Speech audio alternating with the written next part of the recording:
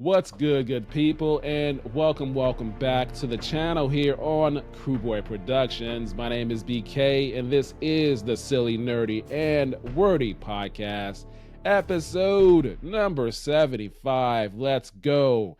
And this is going to be a Superman review, my spoiler thoughts, getting into the details of this film. And I just want to acknowledge episode number 75. Thank you, all of you who have been listening from the beginning, from the audio only. I really appreciate all of you that have been listening. Thank you for all of you who have been watching as well. Very much appreciate you. And thank you to the new folks that have joined me here. Follow me on Spotify, Apple Podcasts, iHeartRadio, Podbean, YouTube Music, and wherever you are able to listen. If that is your method of consumption, you can certainly do that for full episodes and shorts. So thank you, all of you, for getting me here to episode number 75. As I mentioned, this is going to be a spoiler review of the new Superman film. So if you have not seen Superman, this is your spoiler warning. You have been warned. Let's get into it. And we are talking about this film. It is directed and written by James Gunn. And James Gunn has done many great things recently. Some of his previous projects include the Guardians of the Galaxy trilogy. He's also done The Suicide Squad back in 2021, as well as season 1 of Peacemaker in 2022, and upcoming season 2 of Peacemaker that will be releasing on August 21st, 2025. Now let's get into the cast. The cast includes David Cornsweet, Rachel Brosnahan, Nicholas Colt, Skylar Gassanda, Bradley Cooper, Palm Clementoff, Wendell Pierce, Sean Gunn, and Sarah Sampaio, as well as Nathan Fillion, just to name a few. And let's get into this. So overall, this film, I just really enjoyed it. I had a great time with it from start to finish. Pacing was great. I just really love this film. And I will give you my reasons why I love this film. Starting off with the opening of this film, I loved how they set up this world, the world building, and he had his unique version of doing his crawl, a couple of bullet points in the white lettering with the background in Antarctica, and a constant theme of using the number 3 in terms of explaining what's going on, what's already established. And this is not a story of a Superman origin story, as we have seen that many times over. So I'm glad that he made the decision not to go that way. So in terms of opening and setting up this film, we started off with the crawl, with the details, showing the 3 centuries ago, 100 years ago, 3 decades ago, 3 hours ago, 3 weeks ago, 3 hours ago, in terms of explaining the details of gods and monsters and Superman coming to the planet, announcing himself as Superman and being Superman already, as well as the metahumans being in this world. So that's already established. It's nothing new. They've been there for a while, so we all know what's going on. So that is already a thing. As well as we get later in the film, Clark and Lois are already dating. They're a couple months into the relationship. Lois already knows that Clark is Superman, so that secret is out between the two of them. So there's already the trust that he has built with her, given her to let her know his secret. So that is already established.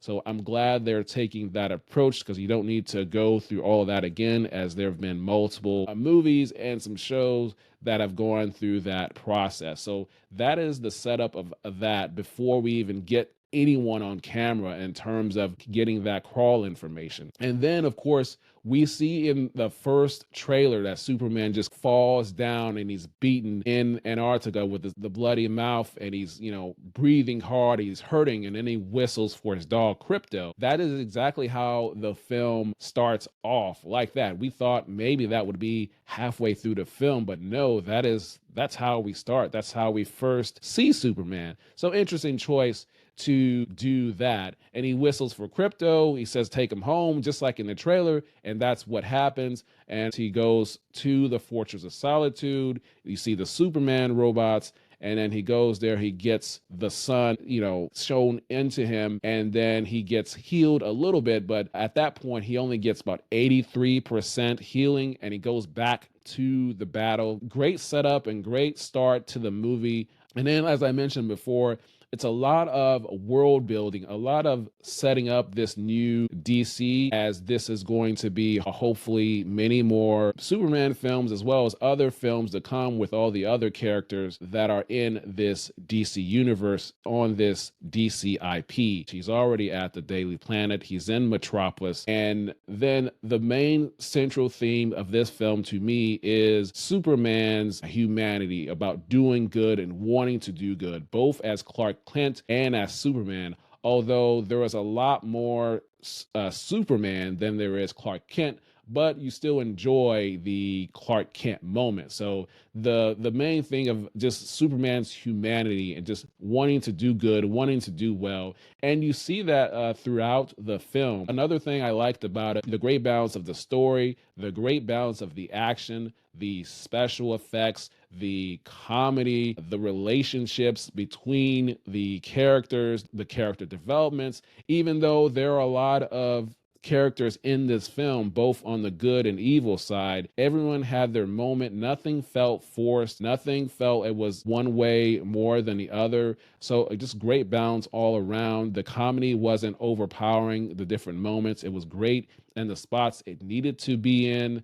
Also, the chemistry between David Corenswet and Rachel Brosnahan, Lois Lane and Clark Kent, really enjoyed their chemistry on screen, really worked. I love their energy together when they're in scenes together, as well as many of the other characters. Mr. Terrific, I loved his character, the way he came on. Really enjoyed how he was. I'm looking forward to seeing more from him in this new DC universe. And then also, the standouts were the three leads. Nicholas Hoult probably was the main guy, but his performance was great. That starts with the writing that was given for him and the way he executed the writing. So it was just really great. It was just pure evil Lex Luthor. And so the way he delivered his lines, the blocking he did, the looks, the stance, the posture, all of his movements and mannerisms of it, and just embodying who Lex Luthor is, just purely hating Superman and wanting to defeat him. Nicholas Hoult really did a great job of bringing that to life and doing his version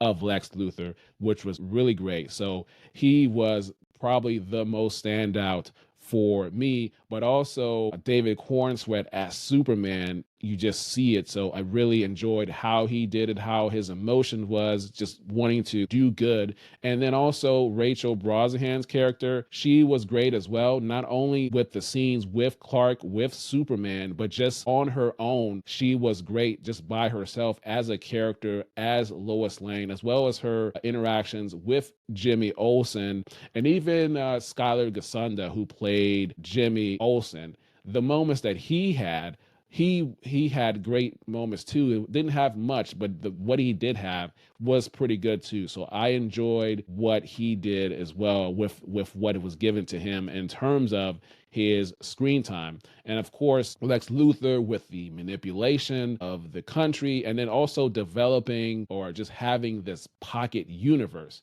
That is some good world building, that is good setting up, because you have this pocket universe that is tearing a hole in the universe, so to speak, if not done right. So having that there now sets up things in for future movies and future TV shows, because you have that there. Then that way you can bring in other characters from other Earths in future movies that could come through that particular universe. So really smart and strategic move there to be able to have people that will potentially come through as threats or other alternate variants of different heroes. So just even having that there, pretty nice thing there. And then the special effects, really enjoyed how those were happening. The flying sequences, just all of it. And of course, a few episodes ago, I mentioned In the Jurassic World episode number 72, I talked about ILM. Well, ILM has also worked on the special effects for this film, as well as the company Weta. That visual effects company has worked on this Superman film as well. And if you don't know who Weta is the visual effects, the company that is behind pretty much all of the Lord of the Rings and the Hobbit movies. That is the preferred visual effects company that Peter Jackson used on all of those Lord of the Rings and Hobbit films. So both Weta and ILM were working on this Superman project. So very cool there. I talked about the Pocket Universe. I also want to talk about some pop-ups we see here from some Guardians that James Gunn was on the Guardians of the Galaxy movies, but also he brought some of his actors that were in those movies. And I'm talking about Bradley Cooper. Bradley Cooper portrayed Jor-El, Superman's father from Krypton. He was the one there. So, Bradley Cooper voiced the character of Rocket in the Guardians of the Galaxy movie. Also, Pom Klementieff was also in this movie. She was voicing Superman Robot number 5.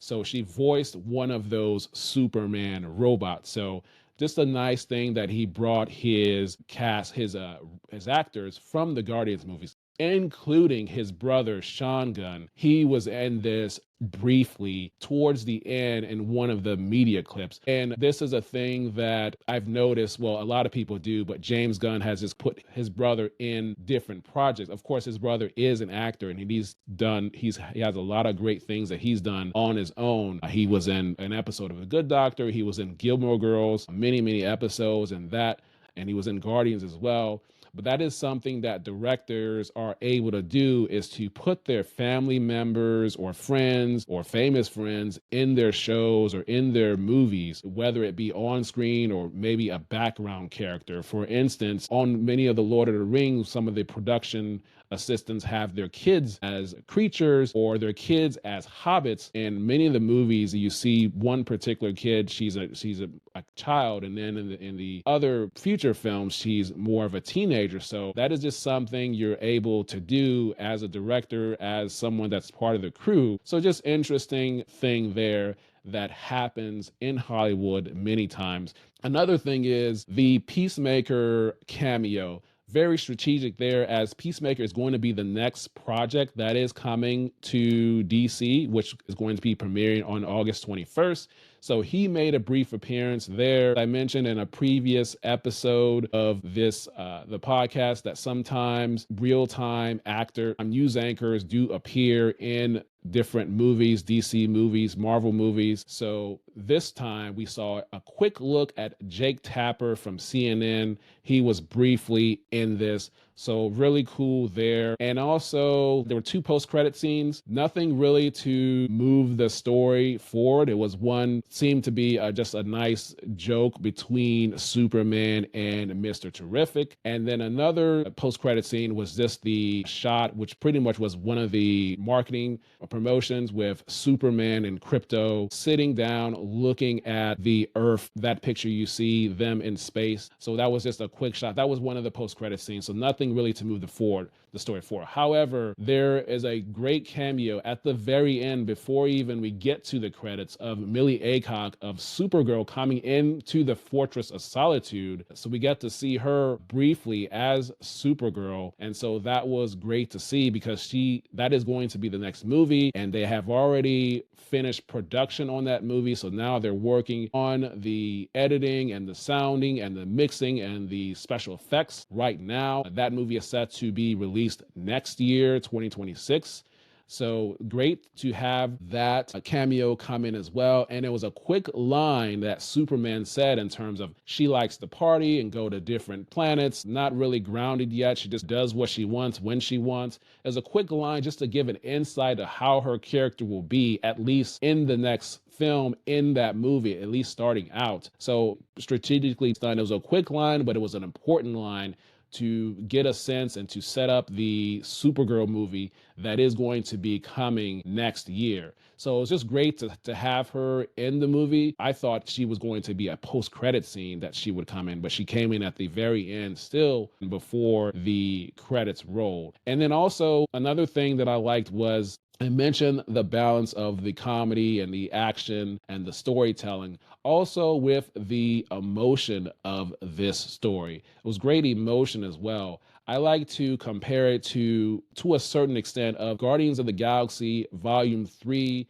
That was a great movie. It was heavy on the emotional side as that trilogy was coming to an end, and it was just so heartfelt. And you felt some heartfelt moments in this film too, but not to the extent of the Guardians of the Galaxy Volume 3, but there was some of that in there to a lesser extent. So really enjoyed that as James Gunn put that into this. Is this movie Blu-ray worthy? Yes, yes, and yes it is. I'm looking forward to seeing how this was made and the choices that they did once I'm able to see that on the Blu-ray. So I'm looking forward to seeing that. There were also some great cinematography shots as well, particularly when Superman and Lois were sitting in Lois's apartment and he was getting ready to go turn himself in after the coded message of his family. He got to see how that sounded. And of course, he couldn't believe that. And before he did, you had Green Lantern and Hawkgirl in the background battling an eye creature. And so you got the color palette of the purple and the green in the background as they're talking. And then there's a shot of Superman and Lois just kind of standing there from their back with that color palette. So that was a great shot. And yes, I didn't mention that Green Lantern and Hawkgirl are also in this movie as well. So they're already in this story, and the Green Lantern is Guy Gardner. So that was great. And right now they're calling the group the Justice Gang. And every time it's mentioned, it's like, we're not calling it that. So obviously they're not calling it the Justice League quite yet. I thought that would be something that they would say towards the end, say, okay, we're going to call it the Justice League, but they're waiting on that. So they're playing that out slow. So very nice. They're already at the Hall of Justice. So they have the building. You see that it's still coming together, but that will be a slow build to getting to the eventual name that will be called the Justice League. But that's just a nice, it was an ongoing joke that was happening throughout the movie. So very cool. So a lot of world building and setup to this new DC. And I like that it's not forced. Of course, we know that there's Gotham. We know that there's Central City and the Flash and Batman and Wonder Woman and all these different characters, but you don't need to force it all in. You just need to focus on this movie. Let's see how it does. And then we'll get to those other characters as time goes on, as this chapter 1 of this new DC started. So I think it's off to a great start. The music was pretty good. The Superman main theme by John Williams, you heard that as well. So I enjoyed that. The score of this was okay. Besides the Superman theme, that was kind of it for me in terms of music. The pacing was great throughout. There was no slow moments for me. Really enjoyed the character development, the lines, the writing, and all of the different choices that were made. One thing I would say is the Wendell Pierce, Perry White's character, he didn't get much screen time, so he didn't have much, but what he did well. But not everybody's going to get screen time because there's so many characters and there's so much time that you can put into a movie and get everybody the screen time they deserve. But I really enjoy this. I don't have much to say that is negative about this film. Maybe if the score was a little bit more, but the Superman theme is enough for me, and having the Guardians pop up as well. And then also one thing was the message that Superman's parents showed him about being a good man, being a good human being, and doing good for planet Earth. And then eventually hearing the rest of that message decoded as Lex Luthor manipulated and showed that I tried to turn the world against Superman. And just, again, his humanity showing through, even though his parents said he was going to come and rule the earth, but that is not what Superman is about. And so still showing his humanity, willing to turn himself in as well, just having that theme go throughout that.